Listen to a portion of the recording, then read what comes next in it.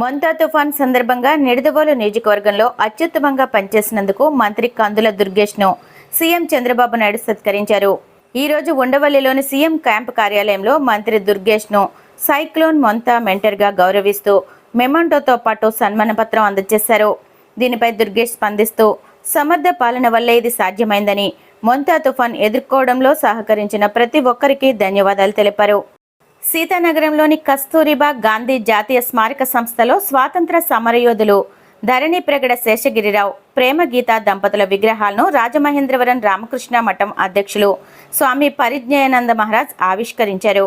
శేషగిరిరావు గౌతమి సత్యాగ్రహ ఆశ్రమాన్ని స్థాపించి స్వాతంత్రోద్యమంలో చురుగ్గా పాల్గొన్నారు. నాడు మహాత్మా గాంధీ కూడా ఈ ఆశ్రమాన్ని సందర్శించి శేషగిరిరావును ప్రోత్సహించారు. అనంతరం ఆశ్రమాన్ని కస్తూరిబా గాంధీ జాతీయ స్మారక సంస్థగా మార్చారు. ఈ కార్యక్రమంలో శేషగిరిరావు కుటుంబ సభ్యులు, స్థానికులు పాల్గొన్నారు.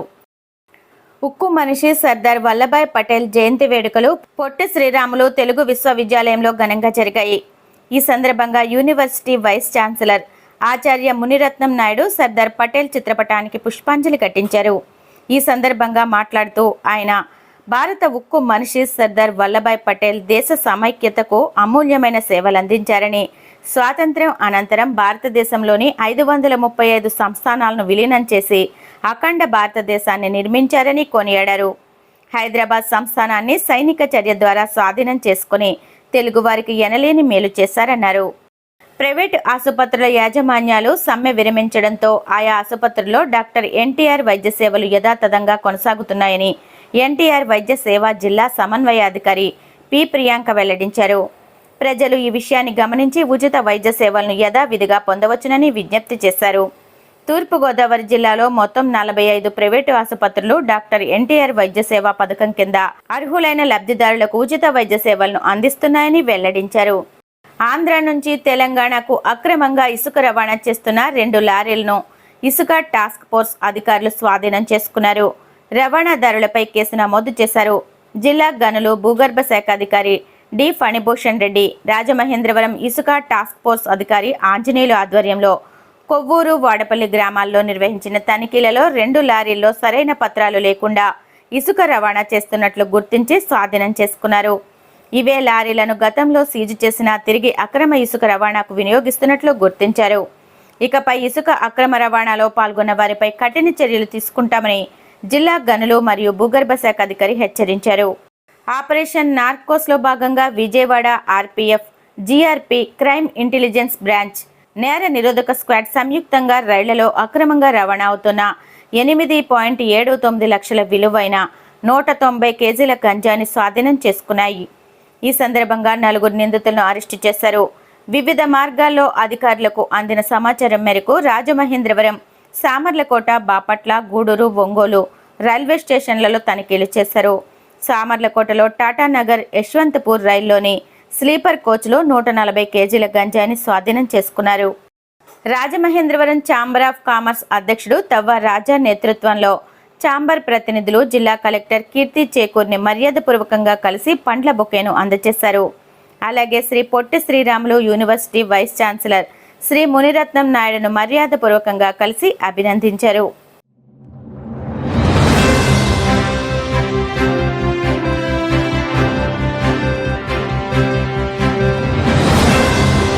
నమస్కారం.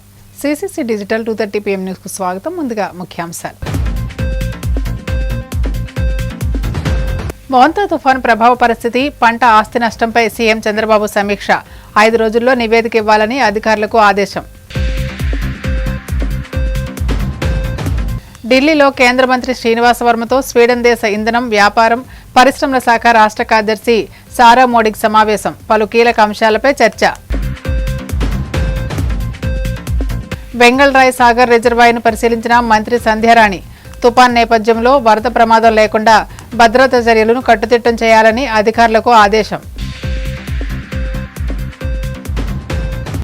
పంట నష్టాలను నమోదు చేస్తే ధాన్యం కొనుగోలు చేయమనే నిబంధన అన్యాయం. ఆంధ్రప్రదేశ్ రైతు సంఘం జిల్లా కార్యదర్శి కె శ్రీనివాస్ విమర్శ.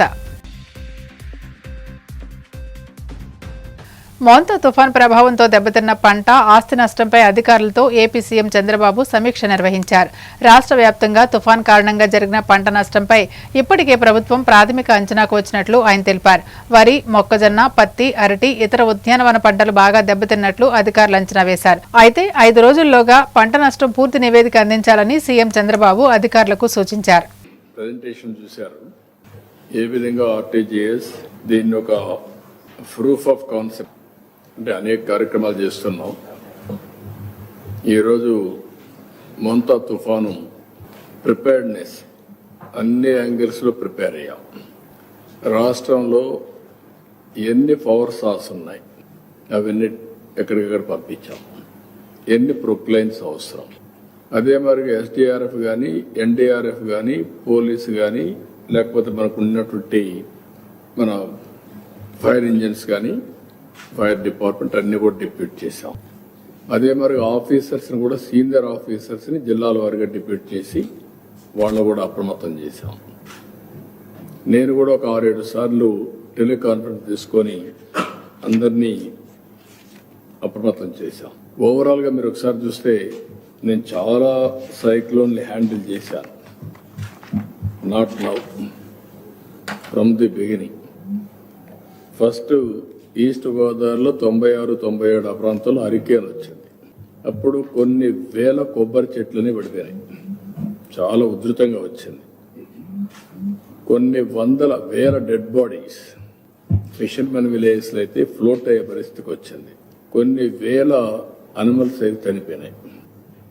ఇవన్నీ చూసిన తర్వాత ఈసారి ఒక 16 నెలలుగా టెక్నాలజీని పర్ఫెక్ట్గా తయారు చేశాం. అయితే ఈసారి మీరు చూస్తే ఇంట్రెస్టింగ్ గా అన్ని కూడా స్ట్రీమ్ లైన్ చేసి ఒక డేటా లేక్ తీసుకొస్తున్నాం. ఈ డేటా లేక్ ప్రజలందరూ కూడా names with Aadhaar authentication, Aadhaar are మన బయోమెట్రిక్స్. ఇంకొక పక్కన వీళ్ళందరూ ఏ ఇంట్లో ఉన్నారు, ఫ్యామిలీ యాజ్ ఎ యూనిట్, ఆ ఇల్లు కూడా జియో ట్యాగింగ్ చేశాం. ఒకవేళ ఇలాంటి విపత్తులు వస్తే ఆ ఇంటికి పోలేకపోతే ఎక్కడి నుంచైనా మెడిసిన్ పంపించాలన్నా, ఫుడ్ పంపించడానికి జియో ట్యాగింగ్ కూడా చేశాం.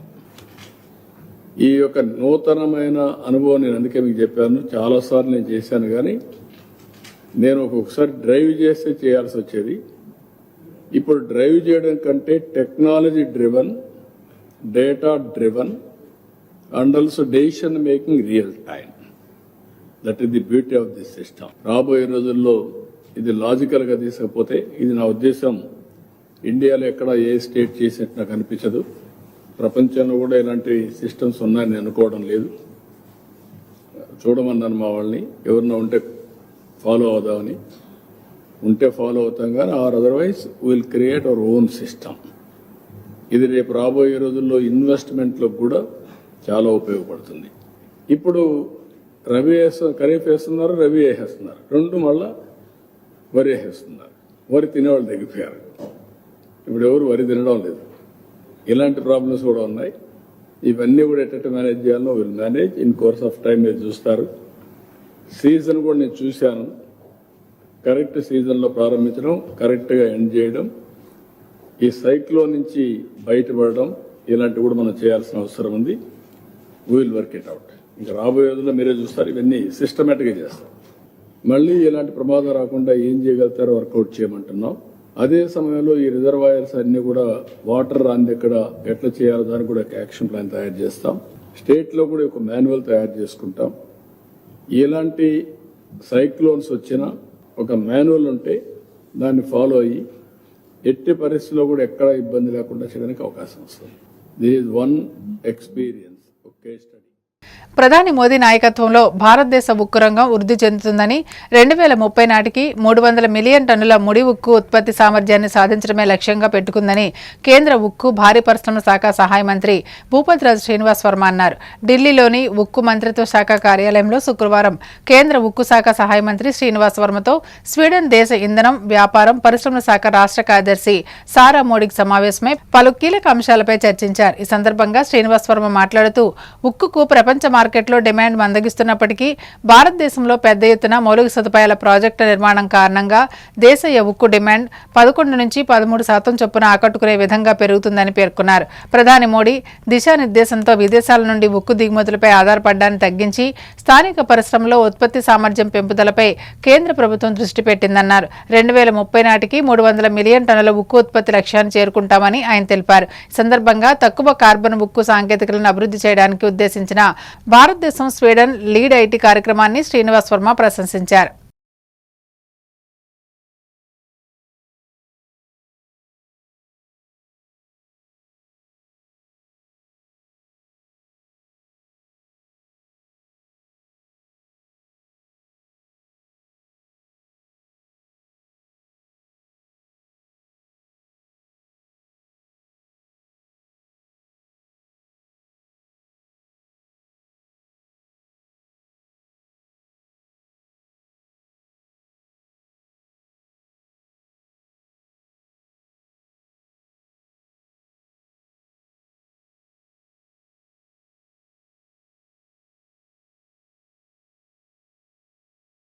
పార్వతీపురం మన్యం జిల్లా మక్కువ మండలంలోని వెంగళరాయ సాగర్ రిజర్వాయర్ను మంత్రి గుమ్మడి సంధ్యారాణి పరిశీలించారు.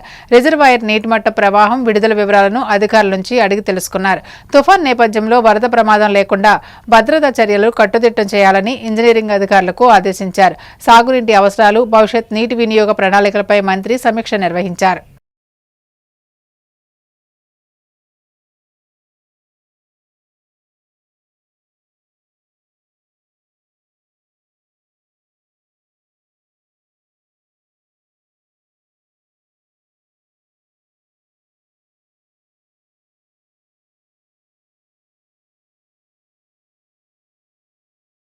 ఒంగోలు నగర పరిధిలోని చెరువు కొమ్మపాలెంలో మోందా తుఫాన్ ప్రభావం వల్ల నష్టపోయిన ప్రజలకు మంత్రి డోలా బాలవీరాంజనేయ స్వామి, ఎమ్మెల్యే దామచర్ల జనార్దన్ నిత్యావసర సరుకులు పంపిణీ చేశారు. ప్రభుత్వ సహాయం కింద ప్రజలకు బియ్యం, కందిపప్పు, నూనె, కూరగాయలు, ఉల్లిపాయలు అందజేశారు. అనంతరం మంత్రి స్వామి మాట్లాడుతూ ప్రభుత్వం వరద బాధితులను అన్ని విధాలా ఆదుకుంటుందని భరోసా ఇచ్చారు.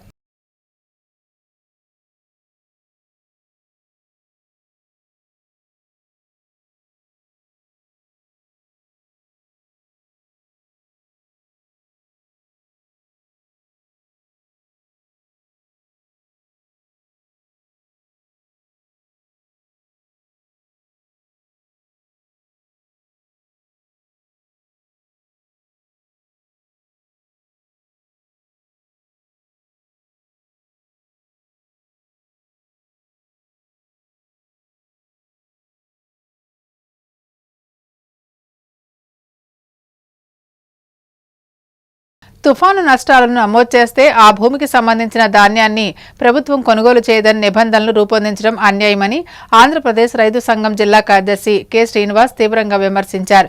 ఏలూరు జిల్లా దెందులూరు మండలంలో కోవలిలో తుఫాను పంట నష్టాలను రైతు సంఘం నాయకులు పరిశీలించారు. సందర్భంగా కె శ్రీనివాస్ మాట్లాడుతూ తుఫాను అన్నదాతలకు నష్టాన్ని మిగిల్చిందని ఆవేదన వ్యక్తం చేశారు. ప్రతి రైతును ఆదుకుంటామని చెప్పిన ప్రభుత్వం ఆచరణలో పంట నష్టాల నమోదులో అనేక నిబంధనలు పెట్టడం రైతులను, కౌలు రైతులను ఇబ్బందులకు గురి చేయడం తగదన్నారు. పంట నష్టాల నమోదు, ఎన్యుమరేషన్ నిబంధనలను సడలించాలని కోరారు.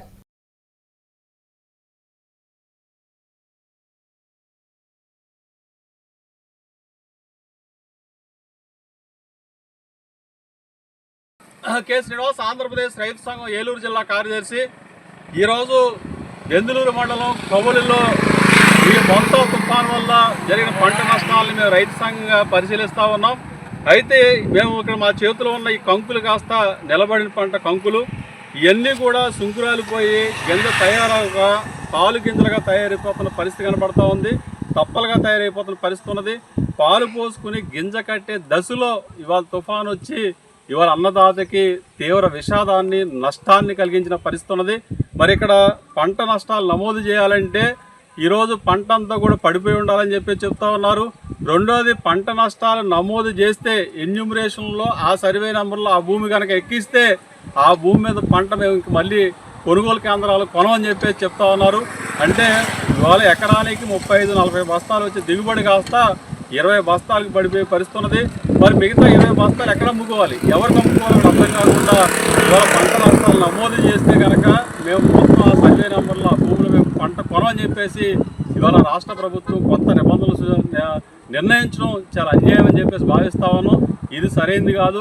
ఎప్పటికే ఎకరానికి 30-35 వేల రూపాయలు పెట్టుబడి పెట్టి మరి ఆ పెట్టుబడి ఎట్లాగా అప్పులు తీర్చాలో అర్థం కాక అన్నదాతలు దిక్కు తోసిన స్థితిలో అల్లాడిపోతూ ఉంటే ఇవాళ నిబంధనలు పెడతా ఉన్నారు. మేము క్షేత్రస్థాయికి ప్రజాప్రతినిధులుగా అధికారులుగా వచ్చి మేము రైతులను ఆదుకుంటాం, బ్రహ్మాండంగా ఆదుకుంటాం, ప్రతి రైతును ఆదుకుంటాం అని చెప్పేసి చెబుతూ ఇవాళ ఇట్లాంటి నిబంధనలు పెడతారా అంటే రైతుల పాలిట ఉరితాడు లాంటి యమపాసం లాంటి నిబంధనలు పెట్టి ఇవాళ రైతుల్ని ఇబ్బంది గురి చేస్తారని చెప్పి చదువుతూ ఉన్నాం. ప్రధానంగా ఇవాళ కౌలు రైతులే పంటలు సాగు చేస్తూ ఉన్నారు. మరి కౌలు రైతుల పేర్లు ఈ క్రాప్లో లేవు, CCRC కార్డులు లేవు. మరి ఏ రకంగా చూసినా కౌలు రైతులు తీవ్రంగా నష్టపోయారు, అప్పులు పాలవుతూ ఉన్నారు.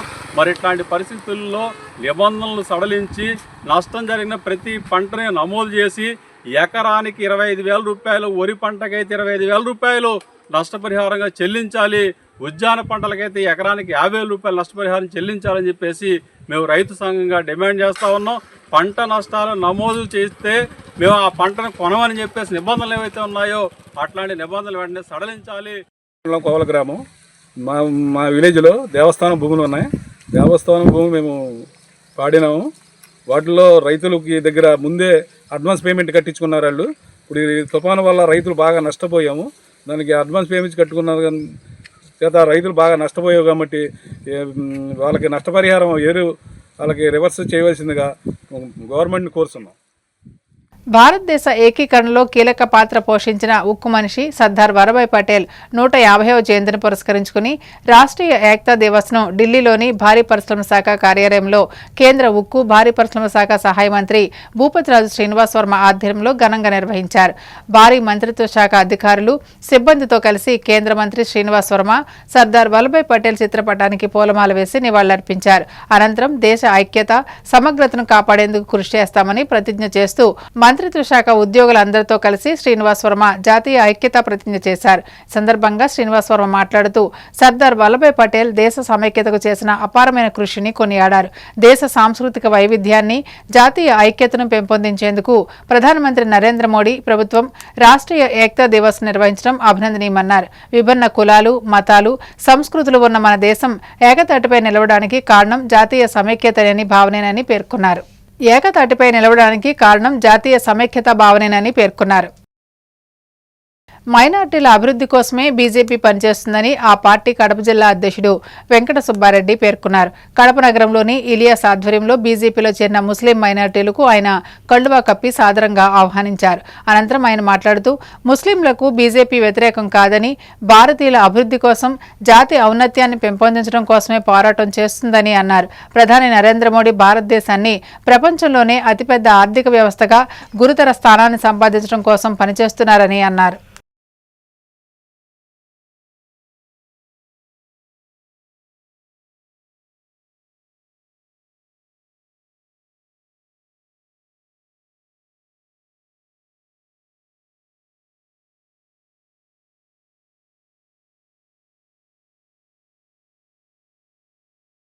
కడప జిల్లా మైనార్టీ నాయకులైనటువంటి ఇలాస్ గారి ఆధ్వర్యంలో కడప నగరంలోని కొంతమంది ముస్లిం యువకులు భారతీయ జనతా పార్టీలో చేరడం జరిగింది. భారతీయ జనతా పార్టీ ముస్లింలకు వ్యతిరేకం కాదు, కేవలం భారతదేశ అభివృద్ధి కోసము, జాతి ఔన్నత్యం కోసము పోరాడుతున్నటువంటి పార్టీ. నరేంద్ర మోడీ గారు భారతదేశాన్ని ప్రపంచంలోనే అతి పెద్ద ఆర్థిక వ్యవస్థగా గురుతర స్థానాన్ని సంపాదించడం కోసము మాత్రమే పనిచేస్తున్నారు. ఏ జాతికి, ఏ మతానికి, ఏ కులానికి వ్యతిరేకం కాదు. భారతదేశ ప్రజలందరూ నా వాళ్ళే అనే ఉద్దేశంతో ఉన్నారనే భావనతో మన ముస్లిం యువకులు భారతీయ జనతా పార్టీలో చేరడాన్ని స్వాగతిస్తున్నాము. మిగతా వారు కూడా ఎవరైనా సరే, ముస్లిం యువకులు గాని, క్రిస్టియన్స్ గాని ఎవరైనా సరే, భారతీయ జనతా పార్టీ కేవలం జాతీయ విధానాన్ని మాత్రమే అనుసరించి భారతదేశ ఔన్నత్యం కోసము, భారతదేశ అభివృద్ధి కోసం మాత్రమే పనిచేస్తుంది.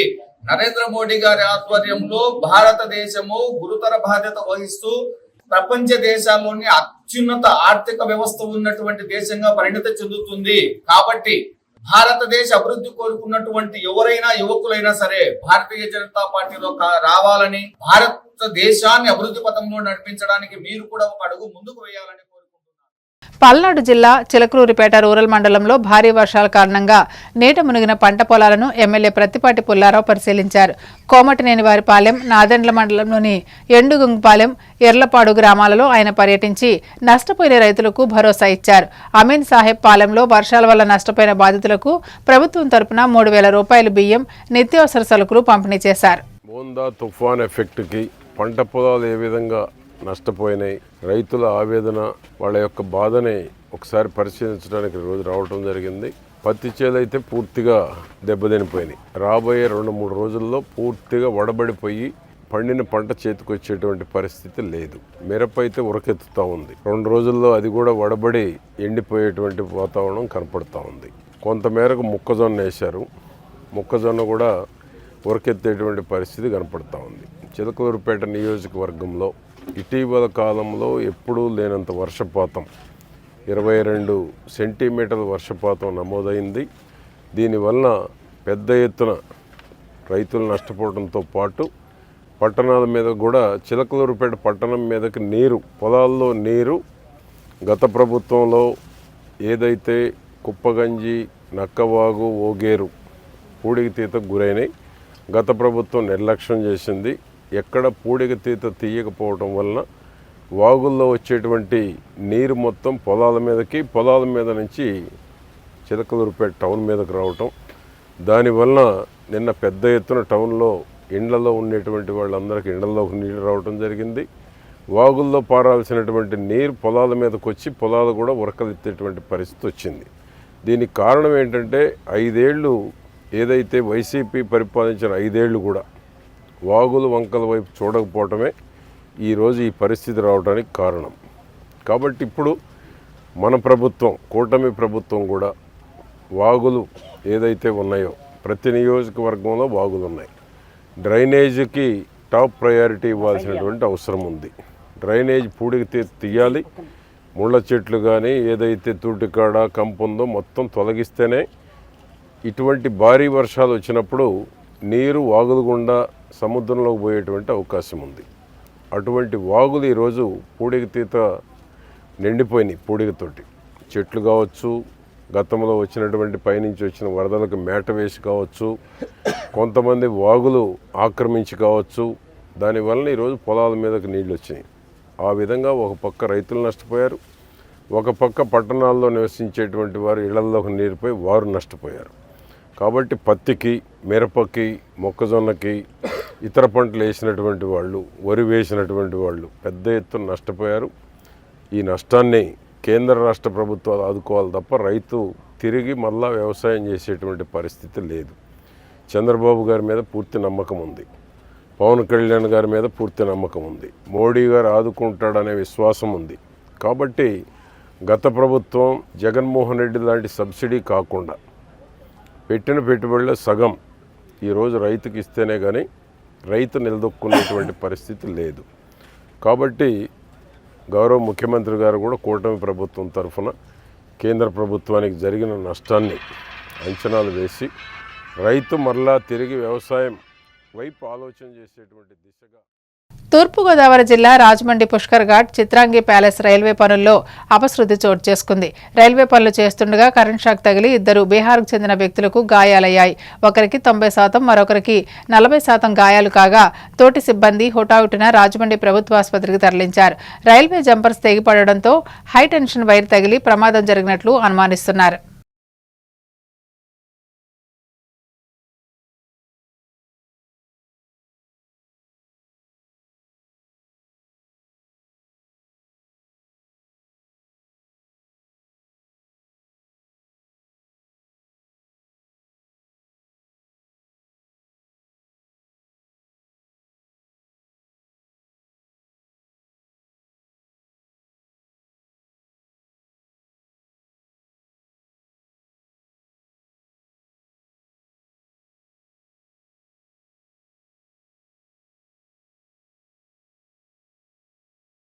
వార్తలు ముగించే ముందు ముఖ్యాంశాలు మరోసారి.